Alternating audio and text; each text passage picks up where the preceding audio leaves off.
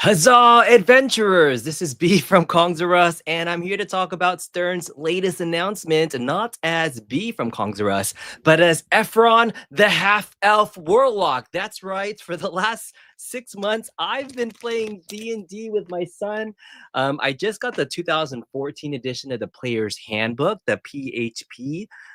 But in September, they released a 5th edition, brand new for 2024 rules, and I've been immersed deep into the world of Dungeons and Dragons. I've been waiting for an opportunity to talk about it with my audience because it's super geeky, it's super fun. And today, Stern Pinball announced with a teaser that they're doing a Dungeons and Dragons pinball. So more to be revealed at CES. But I have a friend here who's going to help make fun of me for looking like a nerd. What a friggin' dork. You just happen to have that outfit just there by you? Yeah, I did.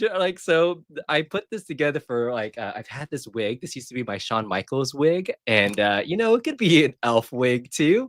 And when I started playing with my son and his friends, the very first session we did, because you create a character and then you've not ever met together to play. You do like a pre-session, a session 0 to kind of just meet the people. So session 1, I came dressed in full garb. Nobody else was like in character this way, but you play as much as you want to get immersed in the experience. That's what Dungeons and Dragons is all about. It's having fun. It's having an imagination. Yeah, I've played Dungeons and Dragons before. I used to be really big. It used to be really big as a kid, but we played a similar game based on Robotech. I used to play Robotech like D&D basically when I was a kid. Yeah, my first foray into a Dungeons and Dragons type game was Hero Quest. It was a Hasbro version of a board game that was super simplified, and I got the updated version of everyone to play.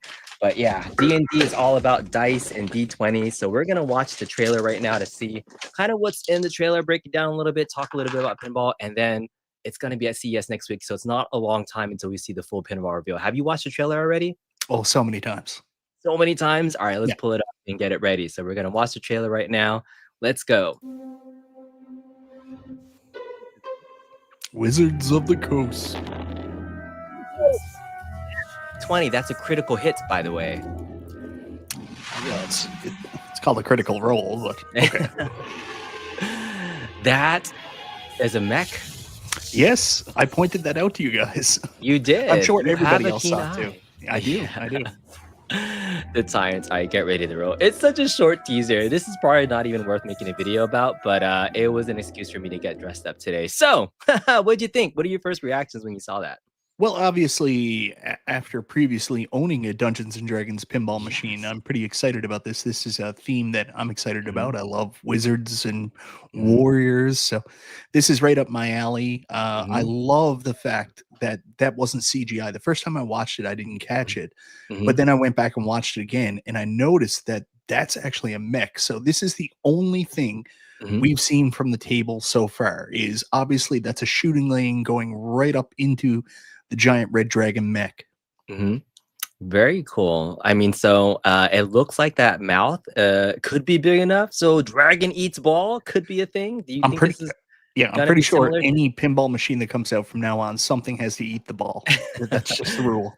Yeah, exactly. You can kind of see some of the lights at the bottom from the play field that's going to be pointing towards it. I can see this being very similar to like a Jurassic Park T-Rex, right? It kind of has that same build structure, you think? So who's making this anyways? This is Brian Eddy, right? This is a Brian Eddy table, correct? He does like making Attack from Mars re-releases. Yeah, all the things there. So funny enough, so the latest, when I looked up Dungeons and Dragons pinball, one of the first videos that comes up is your old Dungeons and Dragons pinball. So I mean, tell me about this older version of Dungeons and Dragons, and this is the second iteration of pinball. So what did you think of this when you first got it? Well, obviously, I love this. The reason I got this more than anything else was it was just so unique to see it with still having the topper. Seeing it in person was incredible, and it was available. I mean, there's not a lot of shit available here. Also, I knew how pissed off it would make P-Dubs because he wanted this table, this machine so bad. It has amazing music, has a cool light show, really good rule set. I obviously sold it to get Stranger Things, but then that never happened because I had Mhm. to be an adult, and I couldn't use the money from that towards a new Stranger Things because I had more important life things to spend on. So I miss it a lot. And one of the other reasons I was so open to selling it was the fact that there was a small like Magic card Dungeons and Dragons shop here that had one in store. And I was like, I'll just go play it there. And then they took it out of the rotation, the jerks. So now I can't play it at all. So from this, what is the like best mech you would see in this older game? This is a 1987 Bally's. Is there anything special that made this game stand out from a pinball Oh yeah. standpoint? So it Yeah. has the outlanes Mhm. are crazy. Mhm. Basically, the outlanes on it, there's this thing called a magic save where Mhm. basically you have a second set of flippers and you Mhm. actually had to press the second flipper button to control the magic save, and you only got them so many times. That's the big, Mm. I don't know, gimmick Ele with this Yeah. machine on top of the incredible topper. Features thing going on, but very cool. All right, so I just wanted to just mention that you have some experience with D&D. This is going to be Brian Eddy's foray, as you mentioned, into designing his next Stern Pinball. So the last couple of Brian Eddy titles, Venom, Mando, Stranger Things, some people would say they're not his best works. So, like, do you have faith in Stranger Mr. Things, Eddy? really? Yeah, it took a while for Yeah. Stranger Things to become more of that cult classic following. Like, it was not popular on release, but now it did a re-release last year, right? So, it took a while. Are you have faith that he can recreate some of the magic of Medieval Madness and Attack from Mars? I haven't played Mandalorian Mhm, or Venom much. I've played Venom more than I've played Mandalorian. I'm not mhm, keen on Venom. I'm just going to be honest with you. Like, mhm, there's just something about it that just doesn't appeal to me. I don't know. mhm. I don't know if it's the theme or what it is, but something there just doesn't connect with me. Yeah, and I played Mando recently in a tournament, and as much as I hate that game for the short play field, there are fun modes you can get into. But all of his designs, especially Stranger Things and Venom, even Brian Eddy does like a kind of standard fan layout. That's kind of like his thing, right? To kind of keep it simple. And I think his philosophy has always been, if I can make it simple enough for people to shoot, then that's the magic of a game. If it can be simple but deep. Yeah. I don't think he's quite captured that same formula like in Attack from Mars. That's just fun to bash and keep it going. And same thing with Medieval Madness, right? Like the castle shot so easy. So could this be Medieval Madness 2.0? Because that definitely has some fun elements. There's a dragon on that table. So do you think it'll be a Medieval Madness 2.0 ish? It depends what they do. One thing that I think, if they could, would be an awesome callback is one of the Mm-hmm. things that the original Double Dragon, Dungeons and Dragons Williams table is known for. Hmm. It's incredible soundtrack. So if there's any Mm. way they can get the rights to that music and kind of bring it back to the new table, that would be a huge coup.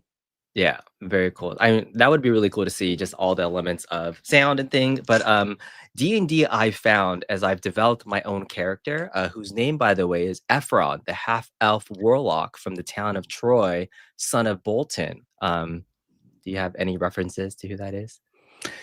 I have no idea what you're talking about. Yeah. I did play. What's funny, I actually played Mhm, Dungeons and Dragons with my wife's cousin, no, my ex-girlfriend's cousin's husband and his friends. And one of mhm. his husband's friends actually stole my ex-girlfriend. And Wha- maybe that's what turned me out from Dungeons and Dragons. Those Dungeons and Dragons, might be pulls. So for another Dungeons and Dragons player to steal his woman, I mean, that's something. That's pretty crazy. So the way you start a campaign, and this would be fun. Maybe the five of us, that hang out, maybe we can try doing a Dungeons and Dragons session at our next get together. No, it actually takes a lot of time to coordinate. It's not one of those things where you can just roll out a board game and just play.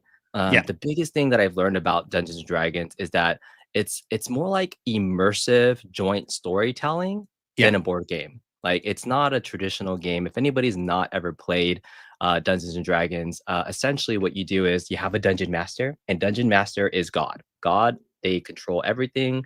There's a lot of pre-done campaigns and maps, but you as a player, the first time you start, I didn't realize that you have to spend a lot of time developing a character. Like your character that you play is totally based off of the amount of time and effort you put into it. So Yeah. it's choosing a class, it's choosing a race, and then from there within those, you have all the different elements. So do you remember the race in the class that you played back then? Do you have Uh, an inkling of what you remember? yeah, I did get super nerdy with it. So I played a wizard, and I Hmm. went by the name Walter because I'm a big Stephen King fan. Hmm. So I wanted to play with Walter, who is also known as Randall Flagg, the Smiling Man from Hmm. oh, oh, jeez, I can't remember. It's my favorite book, The Stand, and also from the Dark Tower series. So that's what I played as. And then one of the other guys goes, "I'm going to be Skeletor," and I was like, "Damn it, he's got a better name." All right, so I'm just gonna be really geeky and share my backstory of my character because I can. That's what we're doing. And That's then right. I do see a few folks in the chat that talked about another announcement, non-announcement that JGP made. So we're gonna talk about that next. Oh yeah, that's going to be amazing because I've got a wicked home arcade analogy for that. Okay, so this is a Discord channel that we have for our D&D. So I am Efron, who grew up in the village of Bolton, son of a soldier named Troy and the beautiful elf named Daya. Through his early years, he struggled to fit in as others, as his half-elf heritage gave him exceptional reflexes and heightened abilities compared to his human companions. And his father encouraged Efron to become a fighter and trained him with various weapons, ultimately finding wielding a staff or spear to be his favorites. However, Efron always felt a calling to do something different. He longed to nurture his creative urges and perform for others. In his teen years, he secretly learned to play a lute and wrote songs about his daily life and obsession with fairies, often entertaining his friends with his jovial performances. As Efron was coming of age, his father urged him to prove his worth and sent him on a quest to a local military guild to slay a manticore that had been terrorizing the town. The initial journey was going well as Efron's party battled their way through a nearby enchanted forest, discovering the entrance to the manticore's cave. However, an ambush by a giant manticore and his minions caught the party by surprise, killed two party members, and slashed a near mortal wound across Efron's chest and left arm. As Efron lied on the ground, bleeding inches from death, he began to whisper one of the songs he wrote about his fairy dancing across the night sky, and he began to imagine a beautiful fairy slowly floating down from the stars, showering him with healing magic that lifted him into the air. And suddenly, Efron became more conscious and realized he wasn't dreaming. His injuries were actually healing and found himself standing in front of the most radiant being he'd ever seen. It was Titania, the fairy queen who had become charmed over the years, hearing Efron's songs about her and the fairy world. Efron, pledge yourself to me, and I will serve as your patron. I shall grant you powers beyond your wildest dreams as long as you continue to entertain me with your lyrical cleverness. As a taste of my powers, raise your hand and witness Pact of the Blade. Before Efron could say a word, a glowing green spear donned with leaves ornate jewels magically appeared in his hand and felt an immense power emanating from the spear and now felt a newfound strength as he stared back at Titania, subtly nodding, accepting her proposal. In an instant, time reset back to normal, and Efron glanced back at his injured party, fighting the remaining minions, and rushed back into battle using his new spear to slash precisely through his foes. He located the manticore who circled around Efron, looking to strike, and as the beast charged towards Efron, he screamed Titania's name and thrust the glowing spear directly into the manticore's heart. As he stood over the fallen beast, Efron let out a cry of victory and sadness for his fallen comrades. Efron turned to look for Titania, but she had vanished into a breeze with a whisper saying, "This could be the start of something new. We're all in this together."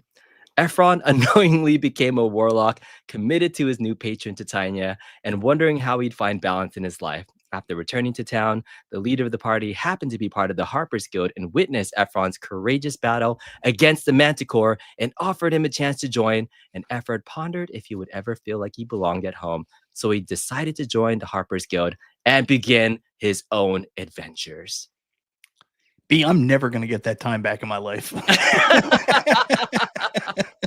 You chose to click the link and join my D&D nerdiness, so I just had to share my foray into Oh, that's creating pretty this rad. character. It was stupid. Such a dork. Does anybody recognize the background of that? No, nobody else is like Happy New Year's. Nobody cares about that. But that was the plot line of High School Musical. I've never watched High School Musical. No, you don't know who Zac Efron is? Oh, You know who you're that is. Efron the elf. That's what it I'm is. Efron the elf. Essentially, it's Zac Efron's character from High School Musical. So, all right, B is such a dork. I'm just kidding. You had no idea what you were getting into. Okay, last thing we're going to talk about today is a fun announcement, a non-announcement by Jersey Jack. Did you see Yeah, this? I Yeah. did. You sent it to me. What was what did you think of this? What does this mean?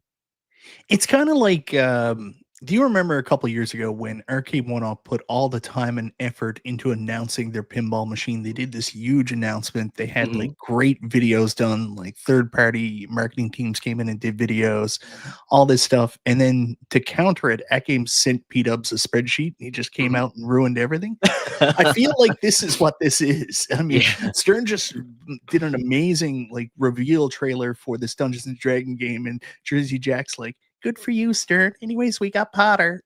Good for you. It so essentially says on the eve of the 14th anniversary of founding of Jersey Jack Pinball, we wish you all a very happy, healthy, and magical 2025. Sometimes all of your dreams do come true. And so, for folks that don't realize it, Jersey Jack has made a Willy Wonka. They've made a Wizard of Oz pinball.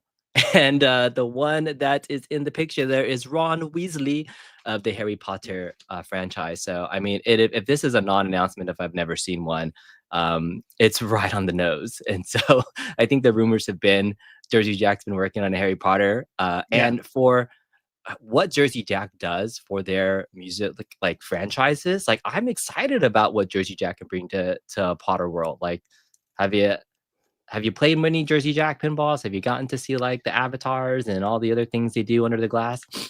yeah. Because I don't know if you remember, I was at Pinball Expo with you, so I Yes, got some time. maybe, just I got some maybe. time on Elton John, and I Hmm. played some. I played some Avatar Battle of Pandora. Like, obviously, Elton John, I was in love with. I think Hmm. that's amazing. One of their best shooting machines they've made to date. Like, very thankful that was it Steve Ritchie, right? Steve Hmm. Ritchie came in and helped them fix their flipper issue. Hmm. I will say that I'm not an Avatar fan, but I also noticed better shooting for Avatar as well. I sucked at it. But yeah, that was pretty good. And yeah, they might do some cool stuff with Harry Potter. I don't know. Obviously, I've watched all the movies. I'm Lillian Jack's secret keeper, or Lillian. You are Yeah, Pizza Pettigrew, essentially. I am. Yeah. So Hmm. this is a big deal. Like when it comes to licensing right now, obviously, uh, there's a three-way battle going for top license getters in the pinball world. It's Hmm. Stern, Jersey Jack, and American Pinball. No, let me take that back. American Pinball just stopped getting licenses and just Yeah, made terrible first-party games, all original stuff. all original stuff. But Hmm. Jersey Jack and Stern are really going head-to-head with like the big licenses, and Harry Hmm. Potter. And Harry Potter's arguably one of the biggest ones, right? Yeah, it just has such wide reach beyond just Yep. the pinball community and casuals and young and old audiences. So I can see like being on location, that's something that people would absolutely be drawn to play. DMod has a point that they are very expensive. So, the homeowners really don't, I think, go for Jersey Jack pinball machines, except for Vic VP. His first two pinball machines were Godfather to Toy Story 4 and like gracious to you. But I'm looking forward to playing it on location, wherever it may be. But that's fun. Well, anyways, that's the announcements for today. Did you have anything else you wanted to share about these Yeah, you things? got to be uber rich to get into Jersey Jack, but I think Jersey Yes. Jack is coming around on the Mhm, realization that mhm, maybe their price point is a little out of reach for what they're mhm, trying to offer. They've got to mhm, get down a little bit, and they're really eating crow now on like one of my favorite machines they made just because of the theme and the band is Guns N' Roses, and they mhm, recently had to put those on sale because they're just not moving. They made too many, they charged mhm. too much, and they're not going out the door. Yeah, and they start at the limited edition, and then they go into the collector's edition, right? So they're already at the top tier version of what a Stern would offer for their lowest entry, and it goes up from there. So I'm even personally past the point of owning pinball machines. I think people ask me all the time, like, "What's your next pinball machine you're gonna buy?" And like, this was never like one of the things where I was gonna be buying brand new pinball machines and turning them around, like trading them, all those things. And in fact, if 2 years ago when I bought my Godzilla for the first time, there was more of these pinball breweries and places to play in my neighborhood popping up like they have in the last year and a half, I probably wouldn't have bought them. Like I can go on location now and play many of these titles using Pinball Map rather than playing them at my house. I enjoy the ones that I have, and unfortunately, Mike, you cannot go out to play these things. But for those that are in the US or just have a pinball community, I urge you to play some of these new tables where you can, because it's some of the best ways. You don't have to spend $1,000 to get into the hobby. You can literally spend $1 and enjoy the game and find it on location. Yeah, and literally, it's so easy to find this stuff. You just basically Yeah. pick up your phone and then Yeah. you say pinball. And like Yeah. before we go on a trip, I always tell B there's certain machines I want to find, like Mhm. Halloween. The reason we went to that bowling alley the very Mhm. first day in Cleveland Mhm. was because B found me a Halloween to play from Spooky. So I was Yeah. happy. Yeah. Yeah. So definitely get there. Next week is when we will be seeing the next information about this. I think Nap Arcade had mentioned there could be a official teaser trailer about this as well coming out. But again, I will be at CES on January 6th. I was invited to PepCom to be able to see this. So on the 6th, we will see more of this. I know on the 7th, people will be at Chicago's Stern Pinball Factory also seeing this as well. So expect a ton of coverage next Monday, Tuesday of all the thoughts on this. And I will be sure to give my critical eye on the first reaction to look at this so I can be considered the biggest pinball nerd and reviewer out there. Check it out. Well, you got the nerd part covered. I got the nerd part. Someday I'll be a real pinball channel. Who knows? All right. Thanks for joining, Mike. Any last words? You got things working on? Yeah, I was going to make this video. Yeah. You asked me to do All right. this. Enjoy, man. All right. Thanks for joining. Talk to you later. Is my Bye, mic everybody. really that bad? No, it sounds fantastic. You sound gorgeous. See ya. Bye. Bye.